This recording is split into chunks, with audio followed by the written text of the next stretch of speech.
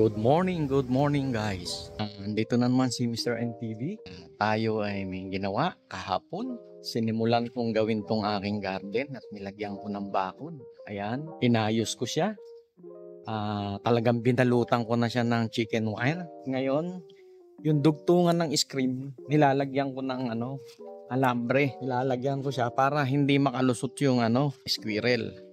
So yan ang ginagawa natin, no? Kahapon, maghapon at ako, bali 2 araw ko pala siyang ginawa. Sabado at linggo. Linggo pala, linggo ng hapon pagtapos namin mag-church. Tapos ginawa ko na to nung linggo, half day. Tapos kahapon, maghapon. So ginawa ko siya, talagang nilagyan ko na siya ng ng bakod. Tapos inayos ko siya, nilagyan ko siya ng pinto at sinabayan ko na. Tumigil ako kagabi maggawa. Siguro mga mag-aalas 9 na. Kasi maliwanag pa yun. Ayan. Nagtanim na ako kasi meron na akong punla na ampalaya at saka sili. So ayan, tinanim ko na siya. Ayan na. Tatanim na siya. Ayan. Tinanim ko na yan. Ngayon meron pa akong tanim doon na na strawberry. Ayan. Namumulaklak na siya actually. Ayan. Namumulaklak na siya. Malapit na yan, mamumunga na. May bunga na nga siya. Ayun, yung pinakadulo ng bulaklak, yun ang bunga niya. So hindi ko pa natatapos tong kabilang side. Ayan.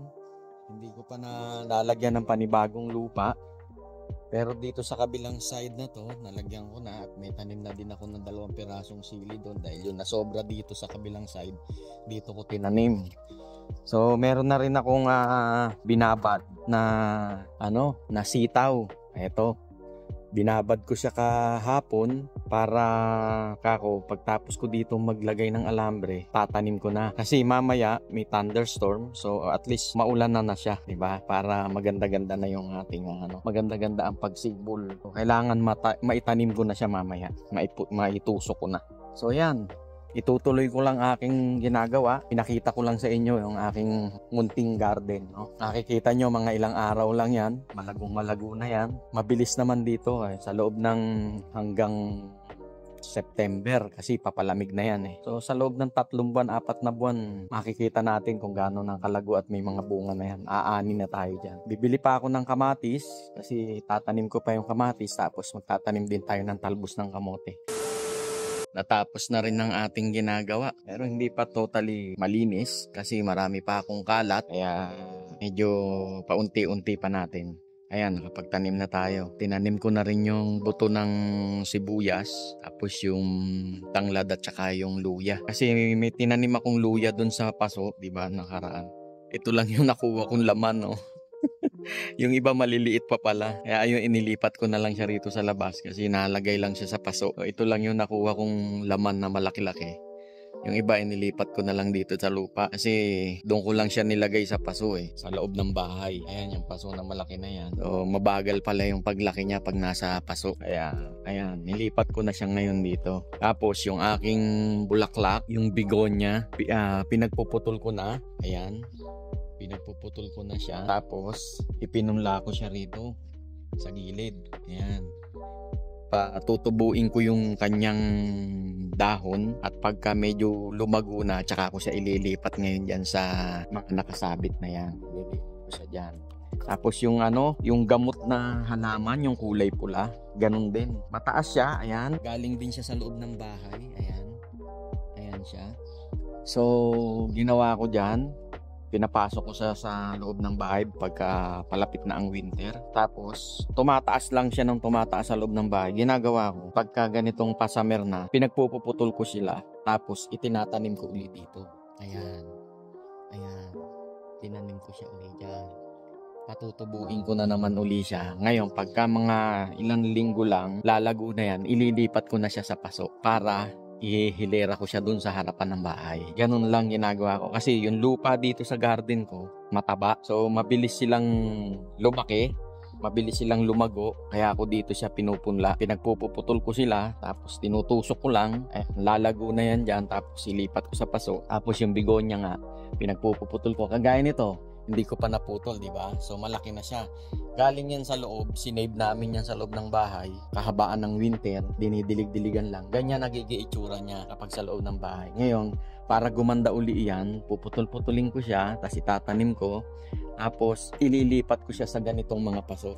Yun nakasabit. Kaya meron tayong pansabit dun sa harapan ng bahay. Ganun lang ang ginagawa ko. Kasi kung bili ko ng bili ng halaman, kasi nung mga nakakaraang panahon, hindi ko sinesave yan. Hindi pa namin alam kung paano. Ganun. Ngayon, nang matuklasan ko, sabi ko, subukan nating isave sa loob ng bahay. At tapos, pagka pa-summer na, ilipat natin, putol-putulin at ipunla uli para meron na naman ulit tayong pananim.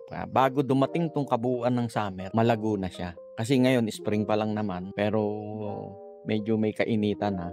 Kaya mas mabilis tutubo yan dito pag nandito sa lupa. Ganyan lang ang ginagawa natin dito sa Canada. Trabaho, bahay, tapos kung merong konting pera, gala. At ngayon kung wala ka namang ginagawa sa umaga, pagising mo, tapos mong mag-almusal, punta ka dito sa garden na meron kang kinukutkot, at least nalilibang ka, di ba?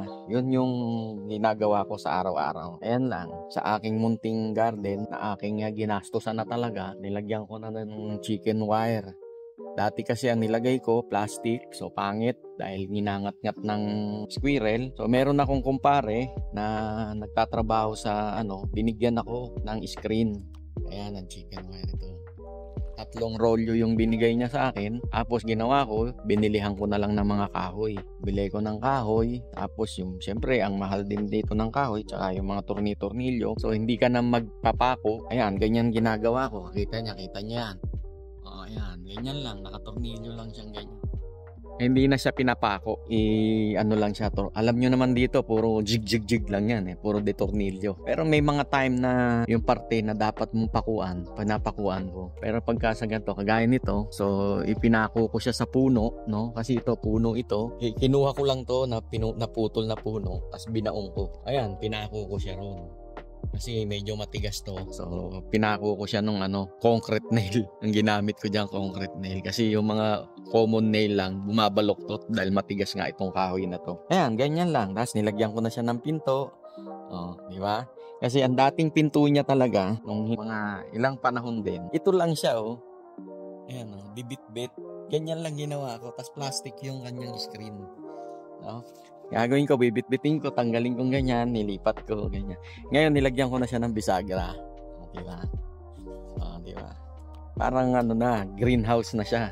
Diba? Maganda na siyang tingnan. Kaso, ditadyak. Ay, sumikip Naulanan kasi. Ayan. Tapos dito, naglagay na ako dyan ng mga bulaklak. Ayan, may tanim na ako dyan mga bulaklak na buto. Ayan.